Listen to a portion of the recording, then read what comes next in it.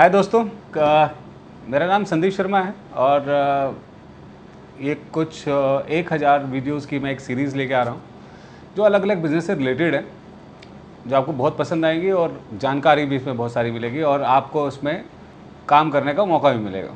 तो मैं ये शुरुआत करता हूँ कि आपको बहुत सारे लोगों ने बताया होगा, बहुत सारे ज्ञान देने वाले लोगों ने, कि कुछ चीज़ें ऐसी हैं जो आपके पास हों तभी आप कामयाब हो, अदरवाइज़ आप कामयाब नहीं हो सकते।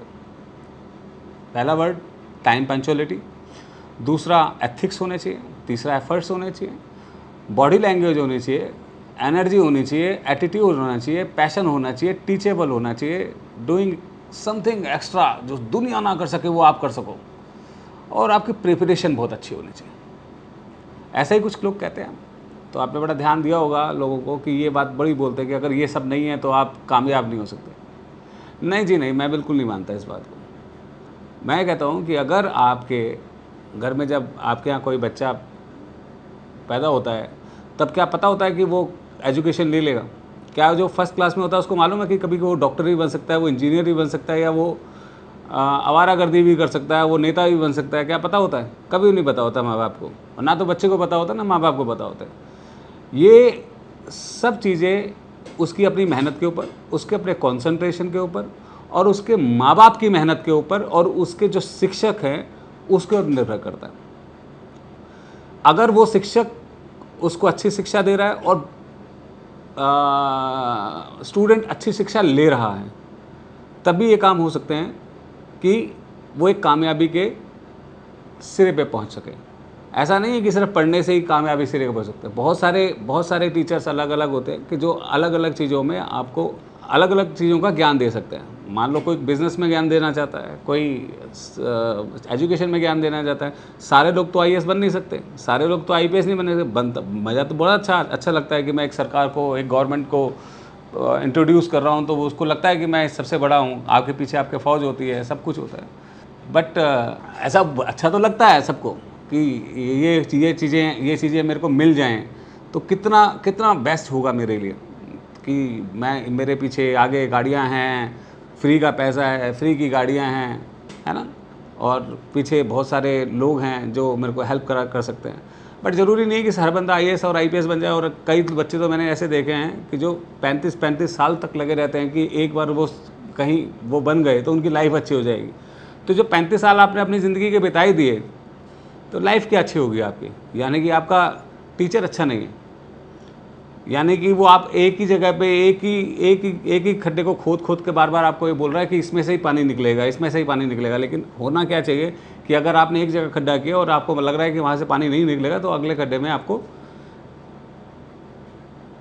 मेहनत करनी चाहिए। तो वो ये बात समझने की है। तो मेरा मतलब ज्ञान देने का नहीं है, मेरा मतलब सिर्फ इतना सा है कि आप इस सीरीज़ को देखें, अपने आप को सोचें, और फिर अगर आपको लगता है तो आप हमारे साथ पार्टिसिपेशन लें। इसमें अलग अलग चीज़ें हैं, मैं आपको फिर इंट्रोड्यूस करता हूँ कि ये बिल्कुल अलग अलग कंपनीज़ हैं। इस तरह का मॉडल ना तो इंडिया में है, चाइना में 2 या 3 बार हुआ है ऐसा, जर्मन में भी हुआ है। बट ये एक तरीका है जिससे हम यहाँ के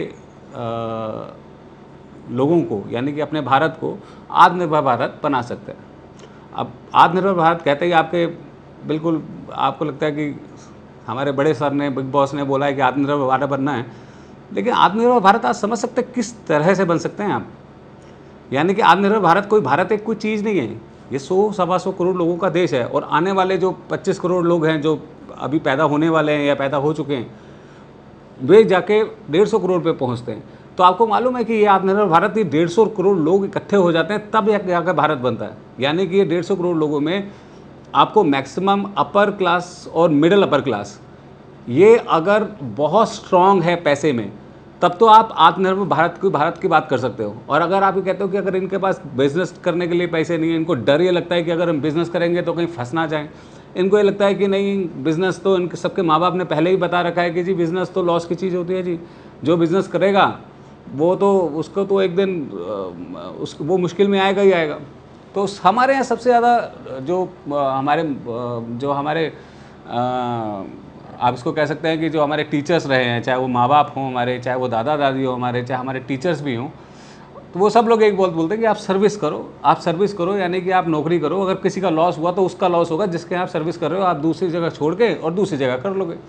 लेकिन वो छोड़ने में, लगने में आपके पास क्या कॉन्फिडेंस रहता है आपकी ज़िंदगी में? अगर आपने एक ज़िंदगी में 5 बार जॉब छोड़ के 6ठी बार आप किसी के CEO बन भी गए, तो एक छोटी सी कंपनी के CEO बन गए, मान लो आपको 2 लाख रुपए या 3 लाख रुपए या 5 लाख रुपए सैलरी दे भी देगा, लेकिन कितने दिनों के लिए 5 लाख? अगर उसका बिज़नेस सही तरह से नहीं चल रहा है तो वो भी एक दिन आपको नहीं दे पाएगा। और आप कितना उसमें एज्यूम कर पाएंगे, क्योंकि फिर आपको तो आदत लग गई है उस बात की कि आपने काम कम करना है और अपना ज्ञान ज़्यादा फैलना है।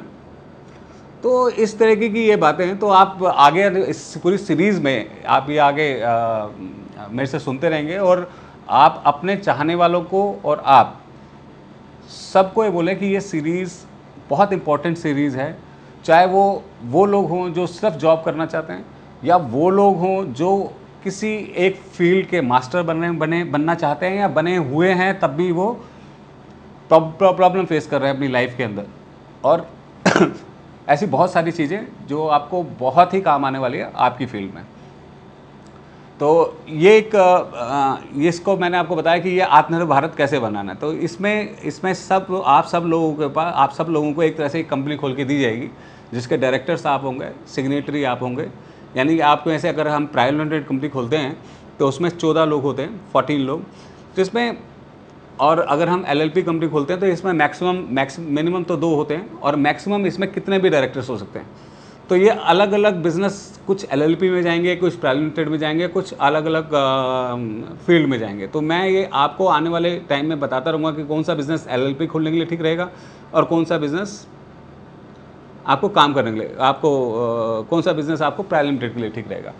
तो इसके अंदर जैसे ही आप अपने आप एक कंपनी बनाते रहेंगे, तो उसके लिए एवरेज में हम आपको क्या करते हैं कि अब हमारी तरफ से क्या जाएगा आपको, तो हमारी तरफ से आपको एक पूरा ऑफिस जाता है, यानी कि ऑफिस का सेटअप पूरा हमारा रहेगा।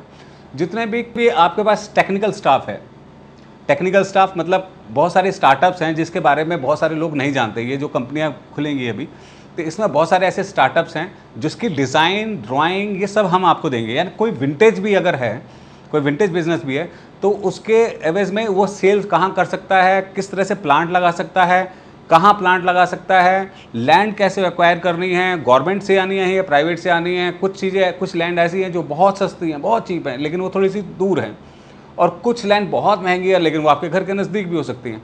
तो ये बहुत सारी चीज़ें इसके अंदर मैं आपको आने वाले सेशन में बताने वाला हूँ। तो आप बिल्कुल आगे से आगे आप इस वीडियो को देखते रहिए, और अपने जितने भी लोग हैं, बहुत ही ज़्यादा इम्पॉर्टेंट रहेगा। ये बिल्कुल कोई इतिहास बताने का कोई तरीका नहीं है।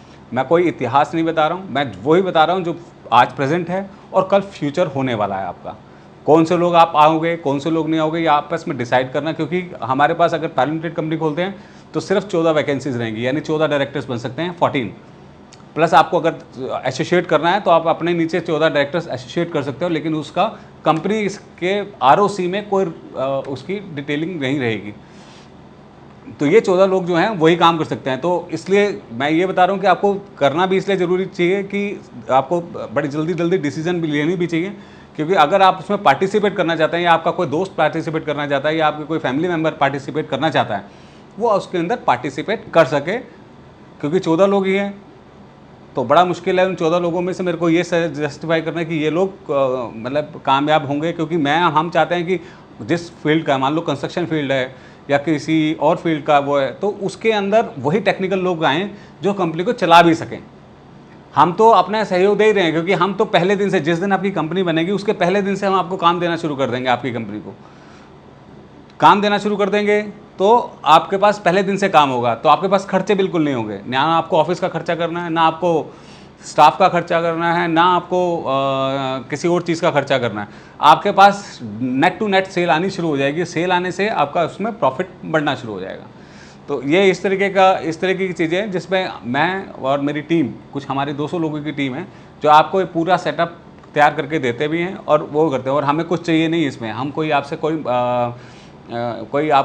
कोई से चार्जेस हम आपसे नहीं ले रहे हैं। इसमें सारे चार्जेस जो हैं वो एक बार रजिस्ट्रेशन होने के बाद ही होंगे। और आपके पास खर्चे के नाम पर कुछ ज़्यादा चीज़ें नहीं हैं, यानी स्कूल फीस है वो गवर्नमेंट दे रही है, या कोई और चीज़ है उसके एक्सपेंसेस कहीं और से आ रहे हैं। अगर ये सब चीज़ें आपके पास, आपको मालूम है आपकी लाइफ में जीने के लिए अगर आपके खर्चे कम हैं, तो डेफिनेटली आप अपनी इनकम को बढ़ाने में इच्छा भी प्रकट करेंगे, और साथ साथ आपको मालूम है कि मेरे खर्चे कम हैं, तो इन्वेस्टमेंट भी आपके पास ज़्यादा रहेगी। इसके साथ मैं आपको बताता हूँ कि जैसे अगर मान लीजिए कि अगर किसी लड़ाई में आपकी डिफेंस मजबूत है, यहाँ डिफेंस से मतलब ये है कि अगर आपके खर्चे कम हैं, तो अगर आपके पास डिफेंस बहुत स्ट्रांग है तो आप डेफिनेटली ऑफेंस के लिए जाएंगे, और ऑफेंस के लिए जाएंगे तो आपके चांसेस जीतने के जो हैं वो 70 से 80% हो जाएंगे। तो इसी तरीके से इन बिजनेस को समझें आप कि अगर आपके पास डिफेंस मजबूत है, यानी आपके खर्चे कम हैं, तो आप ज़्यादा से ज़्यादा मार्जिन ले पाएंगे। और अगर आपके पास बहुत ही अच्छी सेना है जो आपको ऑफेंस, जैसे हम आपको प्रोवाइड करा रहे हैं, अगर आपके पास बहुत ही अच्छी सेना है तो आपका ऑफेंस भी बहुत अच्छा होगा, और उसमें profit of margin definitely you can gain. तो इसी तरीके से मैं जो इसमें बताना चाहता हूँ स्पेशली आपको, कि जो भी बिज़नेस में आपको ये 1000 बिज़नेस बता रहे हैं, बहुत कम बिज़नेस ऐसे हैं जिसमें 30% का प्रॉफिट है, अदरवाइज सबके अंदर 30 से 40% का प्रॉफिट रहेगा। या उसकी टर्नओवर, जो आपकी साल की टर्नओवर आएगी, मान लिया अगर आपने 50 लाख रुपए इन्वेस्ट किया, मान लीजिए आपने 1 करोड़ इन्वेस्ट किया, मान लिया आपने 500 करोड़ इन्वेस्ट किया, तो इससे कोई मतलब नहीं। आप ये मान के रखिए कि आपका 30 से 40% मार्जिन आपका सेव रहेगा उसके अंदर। तो और वर्किंग भी आपके साथ में रहेगी, और जो जो चीज़ें की गुडविल है, मतलब जब आप कंपनी छोड़ के जाना चाहेंगे या इसको एग्जिट करके किसी और हमारी किसी कंपनी में आना चाहेंगे, जो हम बाद में आपको बताते हैं कि एक कंपनी से छोड़ के आप दूसरी, मान लीजिए आज आप लिथियम बैटरी में काम कर रहे हैं और कल आपको कंस्ट्रक्शन में बिजनेस अच्छा लगता है और वहाँ पे सीट खाली हो गई है, कोई डायरेक्टर वहाँ से भी छोड़ के जा रहा है, तो आप स्विच कर सकते हैं वहाँ पर। तो अगर इस तरीके से अगर आपको कभी भी स्विच करना पड़ेगा, तो जो आपको कंपनी की 2 साल की वैल्यू है, 3 साल की जो गुडविल वैल्यू है, वो भी आपको मिल जाती है उसके अंदर। तो आपके लिए प्रॉफिट ही प्रॉफिट है इसके अंदर, इस बिज़नेस के अंदर। तो तभी मैं कहता हूँ आपको कि आप खुद भी और जो आपके चाहने वाले हैं उनको तो कम से कम बताइएगा कि इस सीरीज़ को देखें, महसूस करें, और अगर लगता है आपको तो पार्टिसिपेट करें। तो आप जितनी जल्दी हो सके उतनी जल्दी रजिस्टर कराइए मेरे को, और अगर आपकी कोई ओपिनियन है तो आप मेरे को बता सकते हैं। मेरा मेल आईडी नीचे आ रहा है, तो आप मेरे को मेल करके मेरे को बता सकते हैं। Thank you very much.